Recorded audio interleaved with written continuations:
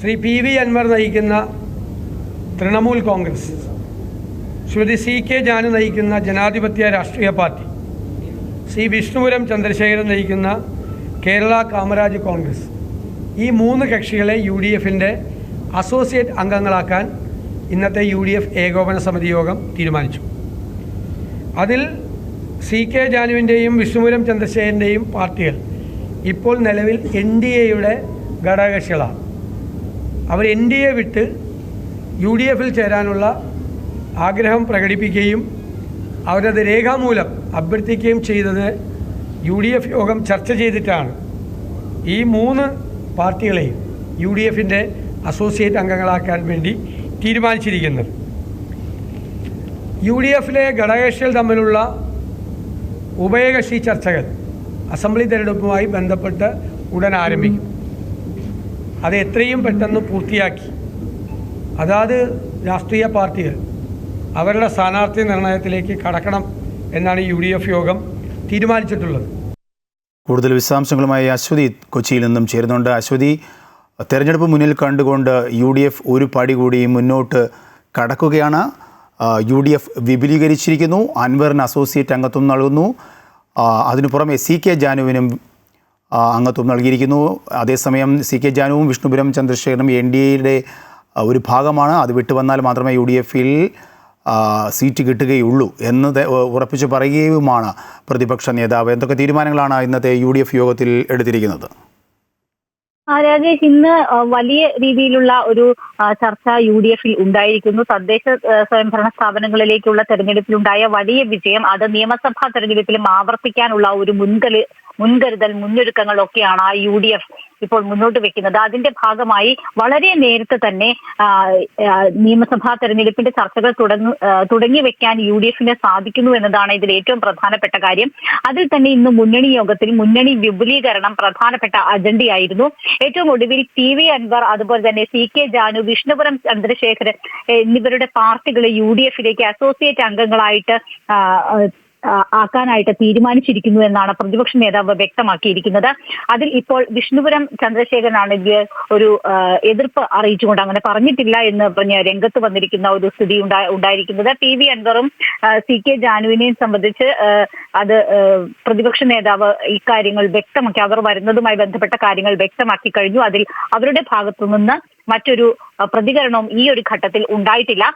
എന്തായാലും ഈ 3 പാർട്ടികളെയും UDFിലേക്ക് ക്ഷണിച്ചിരിക്കുന്നത് അല്ലെങ്കിൽ UDFിലേക്ക് വരുന്നത് നിരുപാധികമാണ് എന്നും പ്രതിപക്ഷ നേതാവ് VD സതീശൻ വ്യക്തമാക്കിയിട്ടുണ്ട്. ഒരു ഉപാധികളും അവരെ ചോദിച്ചിട്ടില്ല. നിയമസഭാ തെരഞ്ഞെടുപ്പിൽ ഈ പാർട്ടികളുടെ എല്ലാം ഒരു പൂർണ്ണ പിന്തുണ അതാണ് ഈ ഘട്ടത്തിൽ UDF നോക്കിക്കാണുന്നത് എന്നും അദ്ദേഹം വ്യക്തമാക്കിയിട്ടുണ്ട്. ഇതിൽ CK ജാനുവിന്റെയും അതുപോലെ തന്നെ ചന്ദ്രശേഖരൻ ഇവർ രണ്ടുപേരുടെയും കാര്യം പ്രതിപക്ഷ നേതാവ് എടുത്തു പറയുന്നത് അവർ രേഖാമൂലം ഇവിടേക്ക് വരുന്നതിന് വേണ്ടി UDFിലേക്ക് വരുന്നതിന് വേണ്ടി രേഖാമൂലം UDFിനെ അറിയിച്ചിട്ടുണ്ട് എന്നാണ്. അത്തരത്തിലുള്ള ഒരു രേഖ ഉണ്ടെങ്കിൽ അത് ഇനി ഒരു പക്ഷേ വിവാദമാകാനുള്ള ഒരു സാധ്യത കൂടി ഈ ഒരു ഘട്ടത്തിലുണ്ട്. എന്തായാലും ഇത്തരത്തിലാണ് മുന്നണി വിപുലീകരണ ചർച്ചകൾ ഈ ഒരു ഘട്ടത്തിൽ, അതായത് പഞ്ചായത്ത് തെരഞ്ഞെടുപ്പിന് ശേഷമുള്ള ആദ്യ UDF യോഗമാണ് ഇന്ന് നടന്നത്.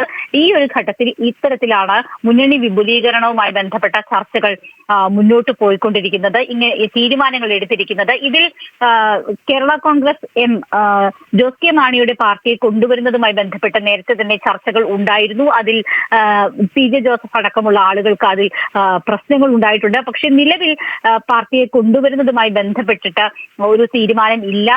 അതിൽ UDF അങ്ങോട്ട് ചെന്ന് അത് ആവശ്യപ്പെടുന്നില്ല എന്നതാണ് ഈ ഒരു ഘട്ടത്തിൽ UDFിന്റെ നയം. വേണമെങ്കിൽ അവർ തീരുമാനിക്കട്ടെ എന്നതാണ് UDF ഈ ഒരു ഘട്ടത്തിൽ തീരുമാനിച്ചിരിക്കുന്നത്. എന്തായാലും മറ്റ് കാര്യങ്ങളുടെ ഒരു ഡേറ്റുകൾ കൂടി ഇന്നത്തെ യോഗത്തിൽ തീരുമാനിച്ചിട്ടുണ്ട്. ഒന്നാമത്തെ കാര്യം സീറ്റ് വിഭജനമാണ്. അത് ജനുവരി 15-നകം പൂർത്തിയാക്കുമെന്നാണ് വ്യക്തമാക്കിയിരിക്കുന്നത്. അതുപോലെ തന്നെ ഒരു ജാഥ നടത്താനും UDF തീരുമാനിച്ചിരിക്കുന്നു. അത് കാസർഗോഡ് മുതൽ തിരുവനന്തപുരം വരെയാണ്. സാധാരണ രീതിയിലുള്ള ഒരു പൊളിറ്റിക്കൽ ജാഥയല്ല, കേരളം ഇതുവരെ കാണാത്ത മറ്റൊരു തരത്തിലുള്ള, അതായത് ജനങ്ങളോട് സംവദിക്കുന്ന തരത്തിലുള്ള ഒരു ജാഥയായിരിക്കും. കുറെ സർപ്രൈസുകൾ ഉണ്ട് എന്നും VD സതീശൻ പറഞ്ഞിരിക്കുന്നു. മാത്രമല്ല ഇടത് സഹയാത്രികരായ പലരും UDF-നൊപ്പം ചേരും. അത് ഈ ജാഥ നടക്കുന്ന സമയത്തൊക്കെ കാണാനായിട്ട് സാധിക്കുമെന്നും VD സതീശൻ വ്യക്തമാക്കി കഴിഞ്ഞു.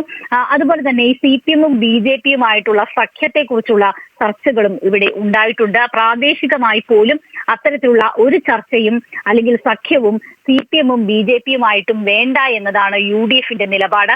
അത് സംബന്ധിച്ച് കീഴ്ഘടകങ്ങൾക്ക്, ഓരോ പാർട്ടിയുടെയും കീഴ്ഘടകങ്ങൾക്ക് നിർദ്ദേശങ്ങൾ നൽകിയിട്ടുണ്ട്, കർശന നിർദ്ദേശങ്ങൾ നൽകിയിട്ടുണ്ട് എന്ന് തന്നെയാണ് VD സതീശൻ വ്യക്തമാക്കിയിരിക്കുന്നത്. അതുപോലെ തന്നെ CPM-നെതിരെയും വലിയ രീതിയിലുള്ള നിരവധി ആരോപണങ്ങളടക്കം ഉണ്ടായിട്ട് രാവിലെയും ഈ യോഗത്തിന് ശേഷവും VD സതീശൻ ഉന്നയിച്ചിട്ടുണ്ട്.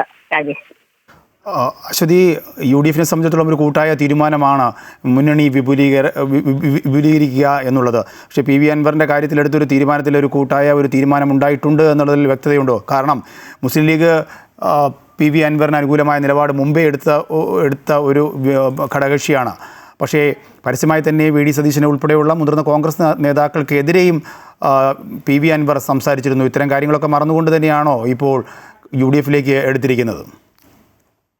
തീർച്ചയായിട്ടും ഈ ഒരു ഘട്ടത്തിൽ, അതായത് നിയമസഭാ തെരഞ്ഞെടുപ്പിന്റെ ഒരു മുന്നൊരുക്കം എന്ന രീതിയിലാണ് ഇവരെ എല്ലാവരെയും കൂടെ നിർത്താം എന്നുള്ള ഒരു തീരുമാനത്തിലേക്ക് UDF എത്തിയിട്ടുള്ളത് എന്നാണ് മനസ്സിലാക്കുന്നത്. കാരണം തദ്ദേശ സ്വയംഭരണ സ്ഥാപനങ്ങളിലേക്ക് ഉണ്ടായിട്ടുള്ള ഒരു വിജയം അത് നിയമസഭയിലേക്ക് വരുമ്പോൾ ആവർത്തിക്കണം എന്നില്ല. പലയിടങ്ങളിലും UDF-നെ പേടിയുള്ള ഏരിയകളുണ്ട്. അവിടെയൊക്കെ തന്നെ വോട്ടുറപ്പിക്കാനും എല്ലാ ഘടകങ്ങളെയും ഒപ്പം നിർത്താനുമുള്ള ഒരു ശ്രമമാണ് UDF-ന്റെ ഭാഗത്തു നിന്ന് ഉണ്ടായിട്ടുള്ളത്. കഴിഞ്ഞ തവണ PV അൻവർ വരുന്നതുമായി ബന്ധപ്പെട്ടുള്ള പ്രശ്നങ്ങളിൽ വലിയ വിലപേശൽ നടന്ന ഒരു സമയമായിരുന്നു. അതിൽ അക്ഷരാർത്ഥത്തിൽ തന്നെ PV അൻവറിന്റെ ഭാഗത്തു നിന്ന് ഒരു വിലപേശൽ ആയിരുന്നു ഉണ്ടായിരുന്നത്. അന്നത്തെ UDF യോഗത്തിൽ അത്തരം വിലപേശലുകൾക്ക് നിന്നുകൊടുക്കേണ്ട ആവശ്യമില്ല എന്ന ശക്തമായ നിലപാടെടുത്തത് VD സതീശൻ തന്നെയായിരുന്നു. അന്ന് മാധ്യമങ്ങൾക്ക് മുമ്പിൽ അത് അദ്ദേഹം പറയുകയും ചെയ്തു. അദ്ദേഹം തന്നെയാണ് അക്കാര്യങ്ങൾ പ്രഖ്യാപിക്കുകയും ചെയ്തിട്ടുള്ളത്.